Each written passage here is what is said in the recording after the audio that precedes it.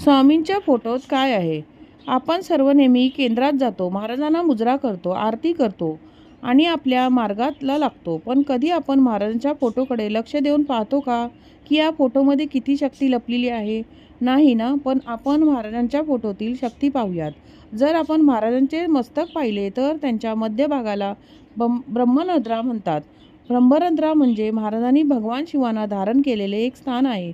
आपण जर महाराजांच्या छातीचे वर्णन केले तर ते स्त्री रूपात आहे, कारण तिथे या आदिमाया आदिशक्ती आईसाई स्थापित आहेत.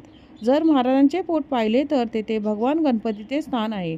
जर आपण पाहिले तर महाराजांचा डावा खांदा उजवा खांदा खाली आहे. महाराजांच्या शरीराच्या उजव्या भागात रुद्र व डाव्या भागात माता शक्तीचे प्रतीक आहे. महाराजांच्या डोक्यामागे पाहिले तर आपल्याला 3 वलय दिसतात. ते 3 वलय म्हणजे सत्व रज तम गुणाचे प्रतीक आहे, म्हणजे ते तरी गुणाचे अंश आहेत.